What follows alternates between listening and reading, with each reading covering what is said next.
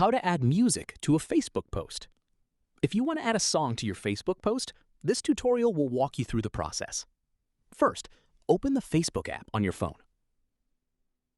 Next, tap What's on Your Mind to create a new post. Now, add your text, photo, or video if you'd like. Next, scroll through the options at the bottom and tap Music. If you don't see it, tap See More and look for music there. Browse the available songs or use the search bar to find the one you want. Tap the song to select it. Next, choose the part of the song you want to use by dragging the music slider, then tap Done. You'll now see the selected song attached to your post. When you're ready, tap Post in the top right corner to share it with your friends. Keep in mind that the music option may not be available in every country or on every Facebook account. So it's really as simple as that, guys. If you did find this video helpful, then let me know in the comments. Make sure to like the video and subscribe for more Facebook tutorials, and I'll see you in the next one.